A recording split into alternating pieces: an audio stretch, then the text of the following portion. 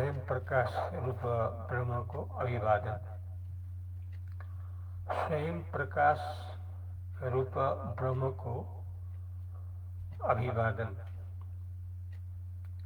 सधैँको यथार्थ सत्य वस्तु हो स्वयं प्रकाश रूप ब्रह्म, केवल ब्रह्म।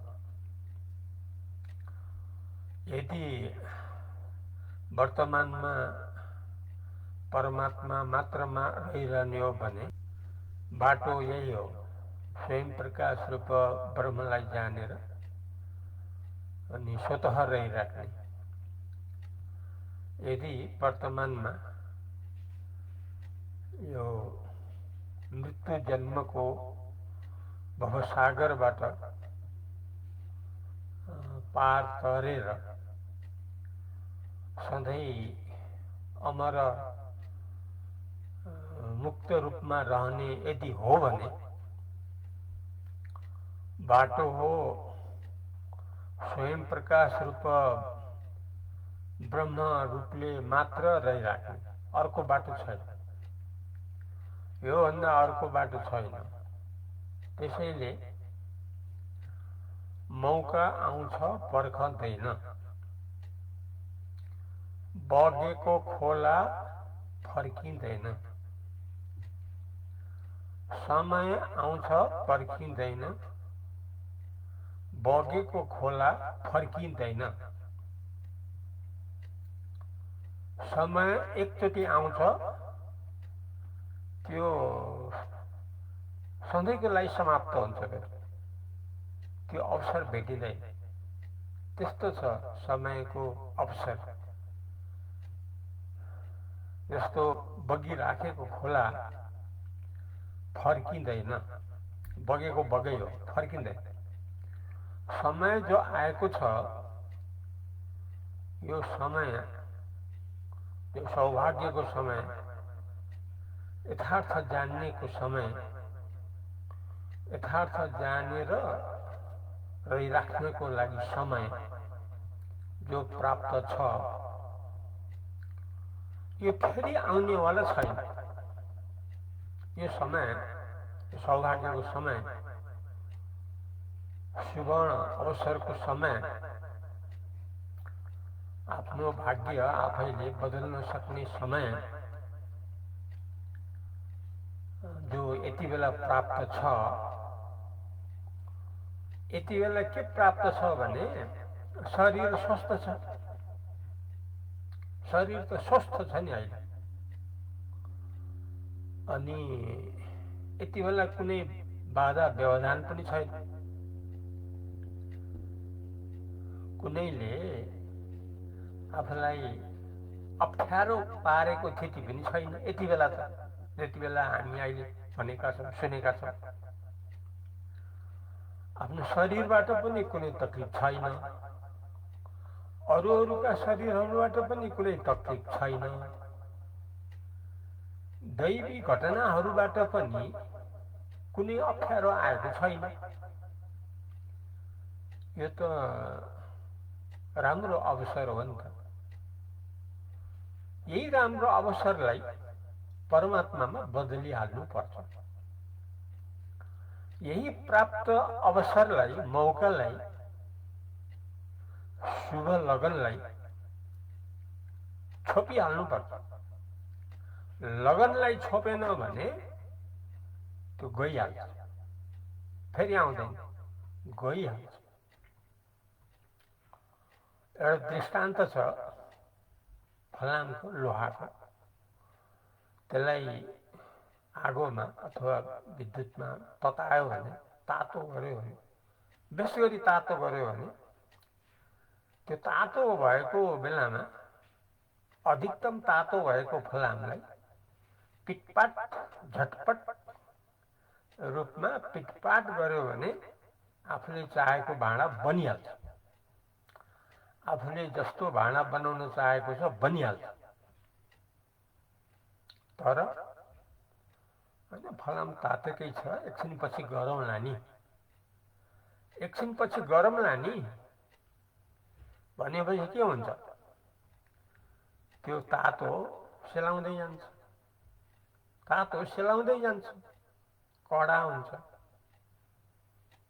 एकदम कडा हुन्छ।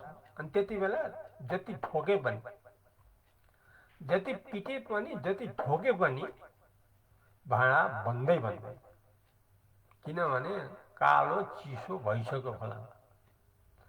त्यस्तै यो समय नेपाल जस्तो देश पाउनु, पशुपतिनाथको जस्तो देश पाउनु, अनि नेपालमा जन्म हुन पाउनु, नेपाल जस्तो शान्त देशमा रहन पाउनु, यस्तो अवसर आफ्नो स्वास्थ्य स्वस्थ भएको अवस्था अरू कसैबाट यति बेला विघ्न भएर छैन। दैवी घटनाहरू पनि यति बेला भएको छैन। राम्रो अवसर, खुब राम्रो अवसर। जस्तो फलाम खुब तातेको बेला, ठिक लगन आएको बेला, यही बेलामा अब हामीले के गर्नु पर्यो भने आफू हो सूर्य आदि प्रकाशकको पनि प्रकाशक, आफू हो सूर्य आदि प्रकाशकको पनि प्रकाशक। सूर्य आदिले जो सारालाई प्रकाश गरिराखेको छ, त्यो सूर्यलाई पनि प्रकाश गर्नेवाला स्वयं प्रकाश ब्रह्म हो, आफू जो सनातन हो, परिपूर्ण हो, परब्रह्म। यसैले सूर्य आदि जसले सारालाई प्रकाश गर्छ, त्यसको पनि प्रकाशक हो आफू स्वयं प्रकाश ब्रह्म। यसरी आफूले आफूले चिन्न पर्छ। कसले चिनाउनु भयो? प्रथम शङ्कराचार्यले। कहाँबाट चिनाउनु भयो? वेदबाट। कहाँबाट सुन्न पाइयो यो?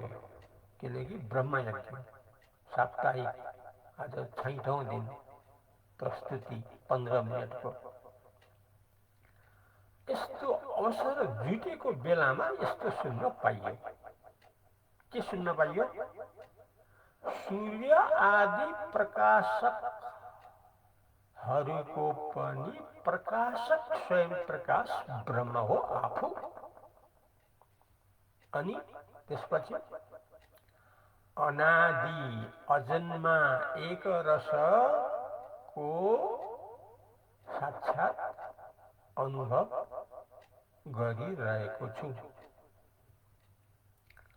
आफू सूर्य आदि प्रकाशकको पनि प्रकाशक स्वयं प्रकाश ब्रह्म, जो नेति नेतिबाट सारा अनात्म प्रपञ्चको अभाव गरेपछि, अर्थात् कल्पित जागृत स्वप्न सुषुप्ति सारा अवस्थादेखि अलग्गै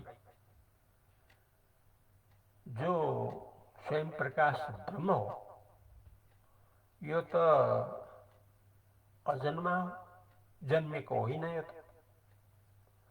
अनादि हो। यो यसको सुरुवातै छैन। आफ्नो स्वयं प्रकाश ब्रह्मको सुरुवातै छैन, त्यसकारण अन्त हुन्न, सिद्धिँदैन। किनभने यो अनादि हो।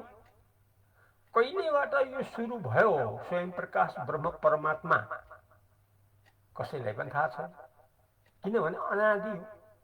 यस्तो अनादि हो आफ्नो स्वरूप, त्यसको नाम हो स्वयं प्रकाश ब्रह्म। र यो हो अजन्मा, जन्मेको होइन। परमात्मा जन्मेको होइन, शिव जन्मेको होइन, स्वयं प्रकाश ब्रह्म जन्मेको होइन, त्यसैले मर्दैन। यो सृष्टि भएको होइन, त्यसैले प्रलय हुँदैन। यो सधैँ स्वस्थ हो, त्यसैले रोगी हुँदैन कहिले पनि। यो कहिले पनि बुढो हुँदैन, किन? जन्मेको होइन। यसमा कुनै दुःख बिमार व्यथा आउनै सक्दैन, सधैँ निरोगी हो। यस्तो स्वयं प्रकाश ब्रह्म जो सबैको यथार्थ निजी सनातन परिपूर्ण स्वरूप हो, यसलाई मैले अहिले साक्षात अनुभव गरिरहेको छु। यस्तो अनुभवमा रहिराख्नु हो परम पुरुषार्थ। रातो फलाममा पिटपाट गरेर भाँडा बनाए जस्तै, प्राप्त लगनलाई छोपे जस्तै, यो अवसरबाट आफू हो सच्चिदानन्द ब्रह्म, आफू हो सच्चित सुखरूप ब्रह्म,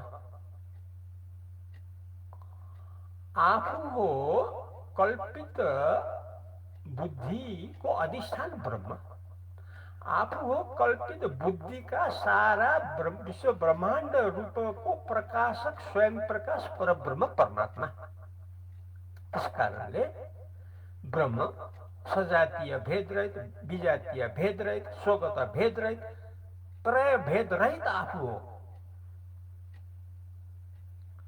स्वगत भेद रहित, विजातीय भेद रहित, सजातीय भेद रहित, त्रय भेद रहित, सारा भेद रहित, अभेद एक अद्वितीय परिपूर्ण परब्रह्म परमात्मा हो। आफ्नो सनातन अविनाशी अमर परिपूर्ण स्वरूप जो अहिले मैले साक्षात अनुभव गरिराखेको छु। किनभने वेद माताले बताएको जो नेति नेति हो, जसले गर्दा अनात्म प्रपञ्च साराको अभाव सधैँलाई विनष्ट भइसकेको छ।